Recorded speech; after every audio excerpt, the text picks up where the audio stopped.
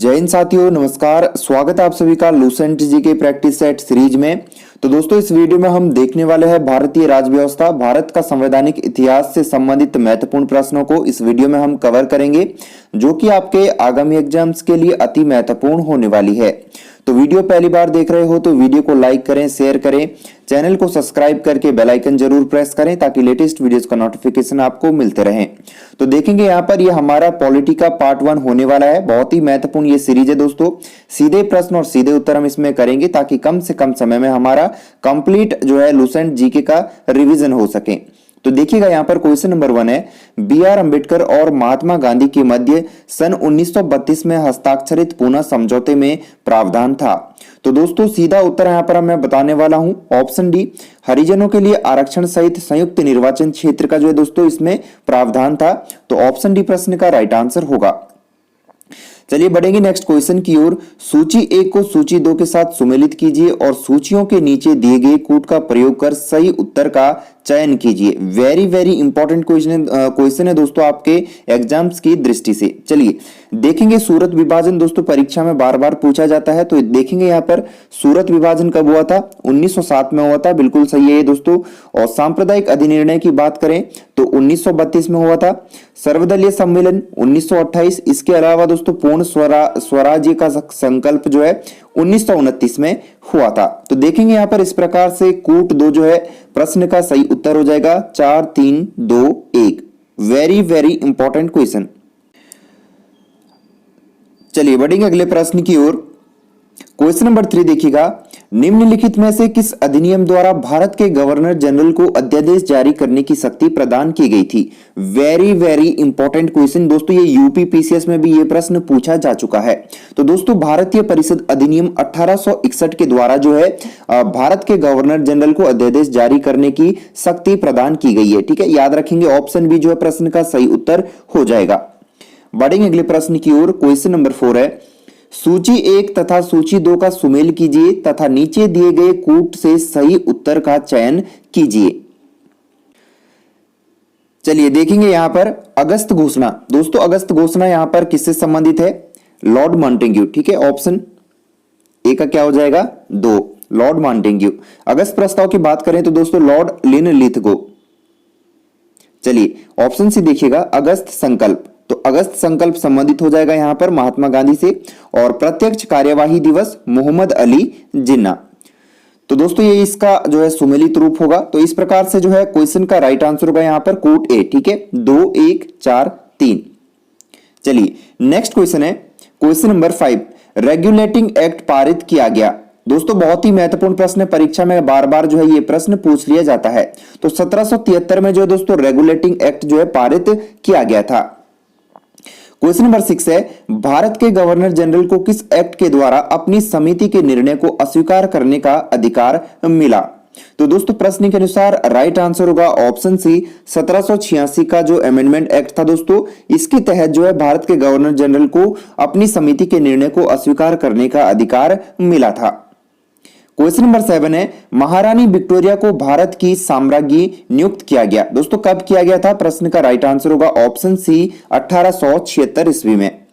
चलिए बढ़ेंगे अगले प्रश्न की ओर। क्वेश्चन नंबर 8, साम्राज्ञी विक्टोरिया ने 1858 की घोषणा में भारतीयों को बहुत सी चीजें दिए जाने का आश्वासन दिया था। निम्न आश्वासनों में से कौन सा ब्रिटिश शासन ने पूरा किया था? चलिए देखेंगे यहां पर ऑप्शन बी दोस्तों, याद रखेंगे देसी रजवाड़ों की यथास्थिति बनाए रखी जाएगी। दोस्तों ये ऑप्शन बी प्रश्न का सही उत्तर हो जाएगा। यहां पर एक बार फिर देखेंगे, देसी रजवाड़ों की यथास्थिति बनाए रखी जाएगी। चलिए क्वेश्चन नंबर 9 देखेंगे, मिंटो मार्ले सुधार का उद्देश्य क्या था? तो दोस्तों मिंटो मार्ले सुधार का जो उद्देश्य है ये था पृथक निर्वाचन प्रणाली। ठीक है, ऑप्शन ए याद रखेंगे, पृथक निर्वाचन प्रणाली जो है प्रश्न का सही उत्तर हो जाएगा। क्वेश्चन नंबर 10, मार्ले मिंटो सुधार बिल किस वर्ष में पारित किया गया था? दोस्तों इस लूसेंट जी के प्रैक्टिस सीरीज में सभी जो प्रश्न है ये बहुत ही महत्वपूर्ण है। सभी जो है आपके आगामी एग्जाम्स की दृष्टि से बहुत ही महत्वपूर्ण ये प्रश्न हम करने जा रहे हैं।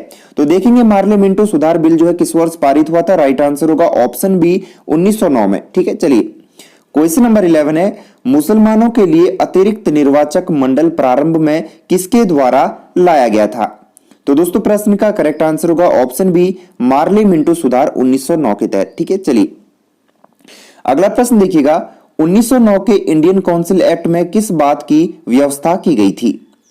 तो दोस्तों प्रश्न का सही उत्तर होगा ऑप्शन बी, सांप्रदायिक प्रतिनिधित्व की। ठीक है, क्वेश्चन 13 है, मॉन्टेग्यू चेम्सफोर्ड सुधार में प्रावधानों का सार क्या था? तो दोस्तों प्रांतों में दोहरा शासन। ठीक है, ऑप्शन बी, प्रांतों में दोहरा शासन प्रश्न का सही उत्तर हो जाएगा। क्वेश्चन 14, 1946 का कैबिनेट मिशन 3 मंत्रियों से गठित था, निम्नलिखित में से इसका सदस्य कौन नहीं था? चलिए ऑप्शन देखेंगे, Lord Pethick Lawrence, A B. Alexander, sir Stafford Cripps या लॉर्ड एमरी।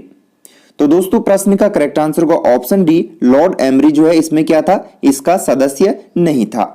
और 3 सदस्य कौन कौन थे आपको याद रखना है, लॉर्ड पेंथिंग लॉरेंस थे, ठीक है, ए.बी. अलेक्जेंडर था और तीसरा कौन था, सर स्टेफर्ड क्रिप्स थे। चलिए क्वेश्चन 15, कैबिनेट मिशन योजना के विषय में कौन सा सही नहीं है? तो दोस्तों प्रश्न का सही उत्तर होगा ऑप्शन सी, पाकिस्तान की स्वीकृति। ठीक है, इसके अतिरिक्त जो है यहां पर देखिएगा, प्रांतीय समूहीकरण बिल्कुल सही है, प्रोविजनल ग्रुपिंग, और भारतीय सदस्यों वाला अंतरिम मंत्रिमंडल ये भी बिल्कुल ठीक है, और संविधान निर्माण का अधिकार ये भी बिल्कुल ठीक है। प्रश्न का सही उत्तर होगा ऑप्शन सी, पाकिस्तान की स्वीकृति, जो कि सही नहीं है। चलिए नेक्स्ट क्वेश्चन, भारत का संविधान लागू होने तक स्वतंत्रता के पश्चात इसका शासन किसके अंतर्गत चलाया गया? Very very important question. तो दोस्तों याद रखिएगा, राइट आंसर होगा ऑप्शन सी।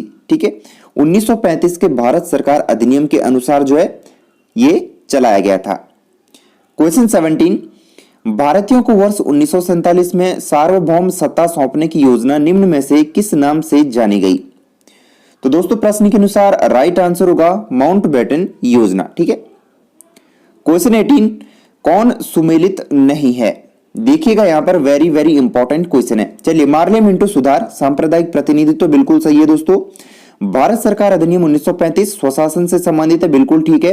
कैबिनेट मिशन, संविधान सभा का गठन, ये भी बिल्कुल ठीक है। चलिए ऑप्शन डी देखिएगा, साइमन कमीशन, भारत विभाजन। देखिए दोस्तों ऑप्शन डी यहां पर क्या है, सुमेलित नहीं है, तो ऑप्शन डी प्रश्न के अनुसार राइट आंसर होगा। चलिए देखेंगे क्वेश्चन नंबर 19 है दोस्तों, बहुत ही महत्वपूर्ण ये प्रश्न है, इसको नोट कर लीजिएगा।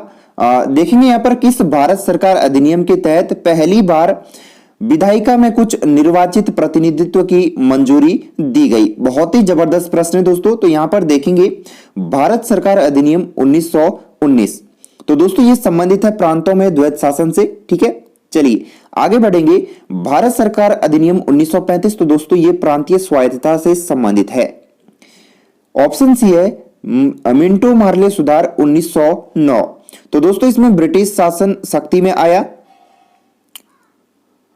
ऑप्शन सी मिंटे मार्ले सुधार 1909 जो दोस्तों ये सांप्रदायिक निर्वाचन से संबंधित होगा। ठीक है, ये ऑप्शन सी का क्या होगा, 4, सांप्रदायिक निर्वाचन। चलिए आगे बढ़ेंगे। भारत परिषद अधिनियम 1861, तो दोस्तों ये सती प्रथा का अंत जो है इसके तहत हुआ था, तो ये हो जाएगा सती प्रथा का अंत। और अंतिम यहां पर जो है अधिनियम 1858, तो दोस्तों ब्रिटिश शासन शक्ति में आया। ठीक है, तो दोस्तों ऑप्शन जो कूट बी है 3, 1, 4, 2, 5, ये जो है प्रश्न के अनुसार राइट आंसर हो जाएगा। चलिए नेक्स्ट क्वेश्चन है,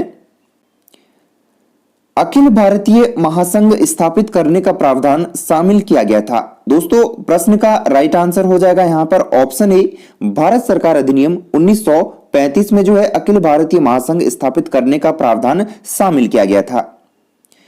अगला प्रश्न है, निम्नलिखित में से किस अधिनियम ने केंद्र में द्वैध शासन प्रणाली को स्थापित किया था? तो दोस्तों भारत शासन अधिनियम 1919 के तहत जो है केंद्र में द्वैध शासन प्रणाली को स्थापित किया गया था। याद रखिएगा, भारत शासन अधिनियम 1919 जो है प्रश्न का राइट आंसर होगा।